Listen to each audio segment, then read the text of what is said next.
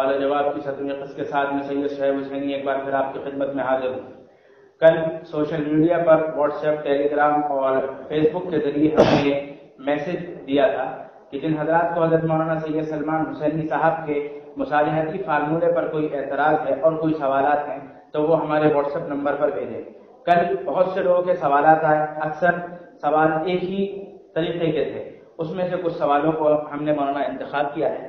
آپ سے پہلا سوال یہ پوچھا گیا ہے کہ مولانا سلمان ندوی صاحب یہ بتائیں کیا کسی مسجد کو بت خانے کے لیے منتقل کر سکتے ہیں؟ اگر کر سکتے ہیں تو کس دلیل کی روشنی میں؟ الحمدللہ رب العالمین والصلاة والسلام علی سید المرسلین محمد وآلہ وصحبہ اجمعین، اما بعد۔ کسی مسجد کو بت خانہ بنانا تو بہت دور کی بات ہے۔ کوئی مسلمان اپنے مکان کو، اپنے کھیت کو، اپنے کھلیان کو، اپنی کسی چیز کو بھی بت خانہ نہیں بنا سکتا، اور بت کا انکار مسلمان پر فرض ہے، اس کے عقیدے کا بنیادی حصہ ہے۔ اور جب اللہ کو ہم مانتے ہیں، اس کی توحید کو مانتے ہیں، تو اس کا مطلب یہ ہوتا ہے کہ ہم اللہ کے علاوہ تمام طاقتوں کا انکار کرتے ہیں۔ آج تو صورتحال یہ ہے کہ جو اللہ کو مانتے ہیں وہ اللہ کو صرف مسجود مان لیتے ہیں، معبود مان لیتے ہیں، اللہ کو حاکم نہیں مانتے، اللہ کو قانون ساز نہیں مانتے، اللہ ہی کو نفع اور ضرر کا مالک نہیں مانتے۔ آج مسلمانوں کی حالت یہ ہو رہی ہے کہ سیاست میں ان کا خدا کوئی اور بن جاتا ہے، آقا کوئی اور بن جاتا ہے۔ تو مسلمانوں کی توحید تو اتنی تباہ ہو گئی ہے کہ ان الحکم الا للہ فرمایا گیا، حکمرانی اللہ کی ہے، لیکن آج اکثریت مسلمانوں کے درمیان ایسی ہے کہ وہ حکمرانی غیر اللہ کی طرف منسوب کرتی ہے۔ اس کی سیاست غیر اللہ کی سیاست، حکومت غیر اللہ کی حکومت، قانون غیر اللہ کا قانون، اور اس کا نظام غیر اللہ کا نظام۔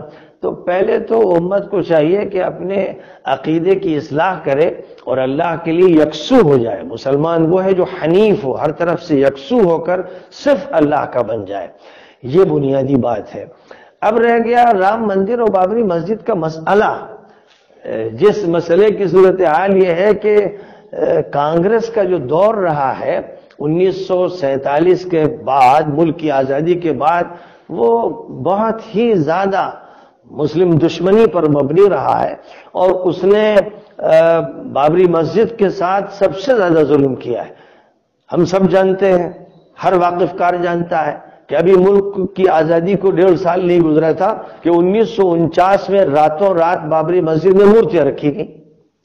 اس وقت مولانا ابوالکلام آزاد موجود تھے، مولانا حسین احمد مدنی موجود تھے، مولانا حفظ الرحمان سہاروی تھے، اور یہ تینوں حضرات، یہ کہا جاتا ہے کہ جواہر لال نہرو سے ملے تھے اور انہوں نے درخواست کی تھی کہ مسجد سے مورتیاں نکالی جائیں، لیکن درخواست پر عمل نہیں ہوا۔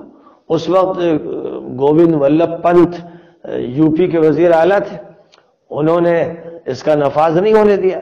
تو اتنی بڑی شخصیات جنہوں نے ملک آزاد کرایا ہے، جو جواہر لال کے ساتھ جیلوں میں رہے ہیں، ان کی بات نہیں چلی، اور مسجد کو مندر بنا دیا گیا، اور پھر اس مسجد کو مورتی سے خالی کرانے کا کام ابوالکلام نہیں کر سکے، حسین احمد مدنی نہیں کر سکے، اور اس کے بعد پھر سال گزرتے گئے، دہائیاں گزرتی گئیں، یہاں تک کہ نوبت اس کی آئی کہ کانگریس پارٹی نے، راجیو گاندھی نے 1986 میں رام مندر کا سنگ بنیاد رکھا، شیلا نیاس جسے کہتے ہیں، اور پھر یہی کانگریس پارٹی ہے جس کے وزیر اعظم نرسمہا راؤ کے دور میں اور ان کی نگرانی میں 1992 میں لاکھوں انسانوں نے حلہ کر کے مسجد کو توڑا، اس کی بے حرمتی کی۔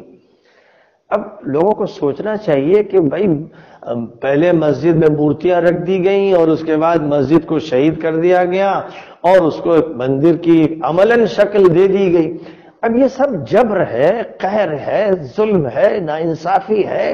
تو جو کچھ اس ظلم کا معاملہ کیا گیا وہ کانگریس پارٹی کے دور میں کیا گیا، ایک تو بات ہمیں یہ یاد رکھنی چاہیے۔ دوسری بات یاد رکھنی چاہیے کہ یہاں مسلمانوں کے ہاتھ میں کچھ دینے کا ہے ہی نہیں، کچھ باقی نہیں رہا۔ مسلمان تو کبھی ہائی کورٹ کے پاس اپنا کاسا لے کر گدائی کا کاسا لے کر پہنچے تو ہائی کورٹ نے کہا کہ یہ ہندوؤں کی آستھا کا مسئلہ ہے، اور اس کے بعد فیصلہ یہ کیا ملکی عدالت نے، جس پر بھروسہ ہے سب کا، یہ فیصلہ کیا کہ مسجد کے 2 گنبد کا جو حصہ ہے وہ ہندوؤں کو دیا جاتا ہے، 1 گنبد کا جو حصہ ہے وہ مسلمانوں کو دیا جاتا ہے۔ ہندوؤں نے اس کو قبول نہیں کیا، ان کا یہ کہنا تھا کہ ہم 1 انچ نہیں دیں گے، مسلمانوں نے قبول نہیں کیا کہ بھئی پوری مسجد ہماری تھی، ہمیں ملنی چاہیے۔ پھر یہ سپریم کورٹ میں مسئلہ چلا گیا، اور سپریم کورٹ میں یہ 8-10 سال سے مسئلہ چل رہا ہے، کوئی حل نہیں نکل سکا، یہاں تک کہ سپریم کورٹ نے یہ مطالبہ کیا تمام فریقوں سے کہ آپ لوگ مصالحت آپس میں کر لیں اور سپریم کورٹ آپ کی مدد کرے گا۔ تو اب جو مسئلہ ہے وہ یہ مسئلہ ہے کہ مصالحت کا کوئی فارمولہ ہونا چاہیے، جس کو سپریم کورٹ نے طے کر دیا ہے۔ مسلم پرسنل بورڈ، جمعیت العلماء، سنی وقف بورڈ، سارے مسلمان یہی کہہ رہے ہیں 25 سال سے کہ جو فیصلہ کورٹ کرے گا ہم اسے مانیں گے۔ پہلے ہائی کورٹ کے بارے میں کہا گیا، پھر سپریم کورٹ کے بارے میں یہ کہا جا رہا ہے مسلسل جو سپریم کورٹ فیصلہ کرے گا۔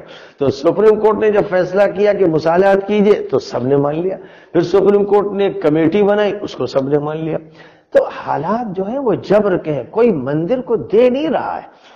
مندر پر جو بھی کارروائی ہو رہی ہے یا مندر کے لیے کارروائی ہو رہی ہے، ملک کی اکثریت اور ملک کی کچھ طاقتیں کر رہی ہیں، اور کورٹ بے بس بنا ہوا ہے، کورٹ ان کے سامنے بے بس بنا ہوا ہے۔ تو جب حالت جبر کی ہو تو اور جہاں نزاع کی صورتحال ہو، 92 میں جب مسجد شہید کی گئی تو پورے ملک میں قیامت برپا ہو گئی تھی۔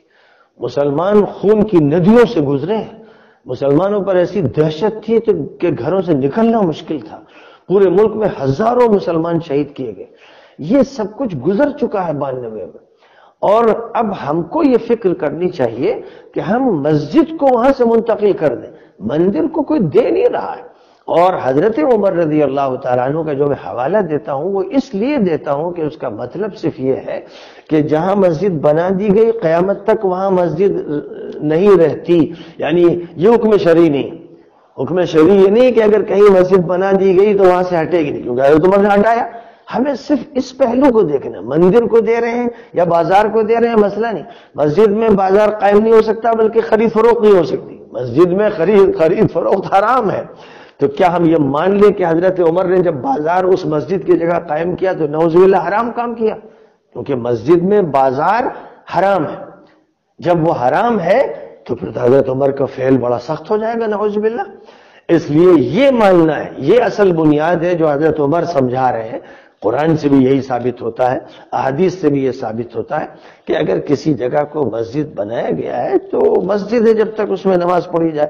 نماز نہیں پڑھی جا سکتی ہے، ایسے حالات ہو گئے ہیں کہ اب وہاں مسلمان رہے نہیں ہیں یا اور کوئی ایسی نوعیت ہے تو پھر مسجد تبدیل کر دی جائے۔ اس پر احناف کے فقہا کی بھی رائے ہے، حنبلی فقہا کی بھی رائے ہے، اور بہت سے فقہا کی رائے کہ یہ ہو سکتا ہے۔ ہمیں صرف اس پوائنٹ پر توجہ دینی کہ ہم اپنی مسجد بچا لیں۔ مسجد کو آباد کرنا ہے نمازوں سے، ذکر سے، تلاوت سے، تعلیم سے۔ وہاں مسجد بن نہیں سکتی، ہر آدمی سمجھ رہا ہے، یعنی یہ ایک جبر کی صورتحال ہے، دینے کا مسئلہ ہی نہیں ہے۔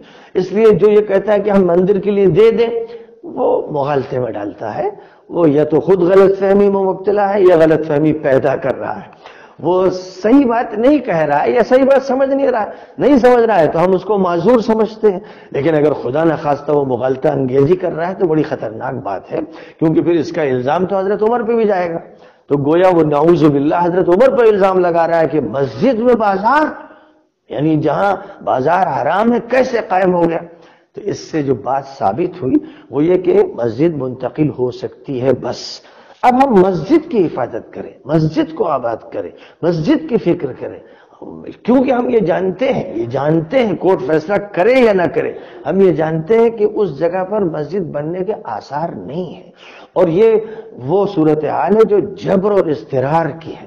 حالت اضطرار میں حرام حلال ہو جاتا ہے۔ قرآن پاک کی آیت کریمہ میں فرمایا گیا فَمَنِ اضْطُرَّ غَيْرَ بَاغٍ وَلَا عَادٍ فَلَا إِثْمَ عَلَيْهِ۔ اگر کوئی اضطرار کی حالت میں، مجبوری کی حالت میں، تو وہ اگر مردار کا گوشت کھا لے تو اس پر گناہ نہیں، یعنی جان بچانے کے لیے وہ ایسا بھی کر سکتا ہے۔ تو حرام کو جب حلال قرار دیا گیا حالت اضطرار میں، یہاں اس سے زیادہ سخت حالت اضطرار ہے کہ ایک فرد کی جان کا مسئلہ نہیں، پوری ملت کی جان کا مسئلہ ہے، آبرو کا مسئلہ ہے، ملک میں امن کی صورتحال کا مسئلہ ہے، اور یہاں مندر کو دے نہیں رہا ہے کوئی، مسجد بچا رہا ہے۔ اس بگڑے ہوئے ماحول سے مسجد بچانے کی فکر ہے، اور مسجد کیونکہ منتقل ہو سکتی ہے شریعت میں، قرآن اور حدیث سے جو ثابت ہوتا ہے وہ یہی ثابت ہوتا ہے، اور اس کے سب سے اچھے ترجمان حضرت عمر رضی اللہ تعالیٰ عنہ تھے، جن کے علم کی گواہی حضور پاک علیہ الصلوۃ والسلام نے دی۔ اس لیے ہم حضرت عمر کے حوالے سے صرف اپنی مسجد بچانا چاہتے ہیں، اور رہ گیا مندر کا مسئلہ تو 1949 میں جب مورتی رکھی گئی تو ہماری بڑی شخصیتیں جو پیکر شخصیتیں مورتی نکلوا نہیں سکی، اور جب شیلا نیاز کیا راجیو گاندھی نے تو کوئی روک نہیں سکا۔ 92 میں جو مسجد توڑی گئی تو کوئی بھی مجاہد اسے بچا نہیں سکا، اور جب مسلمانوں کی جانیں لی گئیں تو کوئی دفاع کر نہیں سکا۔ اس صورتحال کی طرف لے جانا بہت ہی خطرناک بات ہے، اس لیے ساری توجہ اس پر مرکوز کرنی چاہیے کہ مسجد بچائی جائے۔ ہاں، دوسرا سوال یہ ہے کہ سپریم کورٹ نے جو 3 رکنی کمیٹی بنائی ہے، اس میں شری روی شنکر کے نام سے بہت سے لوگوں کو اور بالخصوص پرسنل لا بورڈ کو پوری طرح اطمینان نہیں ہے، اس کے بارے میں آپ کیا کہتے ہیں؟ نہیں، میں سمجھتا ہوں کہ یہ بات بھی غلط کہی جا رہی ہے، کیونکہ جس وقت مصالحت کی بات سپریم کورٹ نے کہی تو جمیعت العلماء اور پرسنل لا بورڈ دونوں نے اس سے اتفاق کیا۔ پھر جب یہ کمیٹی تشکیل دی گئی اور ان حضرات کے نام بھی آ گئے تو سپریم کورٹ کے سامنے کوئی اعتراض نہ پرسنل لا بورڈ نے کیا نہ جمیعت العلماء نے کیا، اور آج تک روی شنکر کے خلاف کوئی بیان نہ مولانا ولی رحمانی کا ہے، نہ مولانا رابع حسنی ندوی کا ہے، نہ کسی اور ایسی مکرم و محترم شخصیت کا ہے، نہ مولانا ارشد مدنی کا، کسی کا بیان روی شنکر کے خلاف نہیں، جو اصل فریق ہے، نہ سنی وقف بورڈ کا ہے۔ تو سنی وقف بورڈ کو زمین ملے گی، جب بھی ملے گی نہ جمیعت العلماء کو ملے گی نہ پرسنل لا بورڈ کو ملے گی، سنی وقف بورڈ کو دی جائے گی۔ تو سنی وقف بورڈ کا اعتراض نہیں، جمیعت العلماء کے مولانا ارشد مدنی کو اعتراض نہیں، مولانا محمود مدنی کو اعتراض نہیں، پرسنل لا بورڈ کے مولانا رابع حسنی کو اعتراض نہیں، مولانا ولی رحمانی کو اعتراض نہیں۔ تو یہ بیچ میں کون طفیلی آ گئے ہیں جو اپنی باتیں کر رہے ہیں؟ جب انہیں اتفاق ہے، کورٹ کے سامنے جس وقت کورٹ میں یہ بات کہی جا رہی تھی اور ان کے وکلاء موجود تھے اور کمیٹی بنائی جا رہی تھی، تو کوئی اعتراض درج نہیں کرایا گیا۔ اس لیے بعد میں جو باتیں ہو رہی ہیں یہ سیاسی باتیں ہیں، انتشار پیدا کرنے کے لیے ہیں۔ میں مسلمانوں سے عاجزانہ درخواست کرتا ہوں کہ ان باتوں سے متاثر نہ ہوں، یہ صرف فتنے کے لیے ہیں، صرف انتشار پیدا کرنے کے لیے ہیں۔ اسلامی لبادہ اوڑھ کر بہت سے لوگ آتے ہیں اور وہ اسلامی جوش دکھاتے ہیں، اور یہی وہ لوگ ہیں جنہوں نے 92 میں مسجد توڑوائی، یہی وہ لوگ ہیں جن کے جھوٹے جوش کے نتیجے میں ہزاروں مسلمان شہید کیے گئے۔ آج پھر کچھ اسی طرح کے طفیلی اپنا جوش دکھا رہے ہیں جو مسلمانوں کو کٹوا کے خوش ہوتے ہیں، یہی ان کی نیتیں رہتی ہیں۔ اللہ ہی جانے آخر کون ان کو اکساتا ہے، کون ان کے پیچھے کام کرتا ہے۔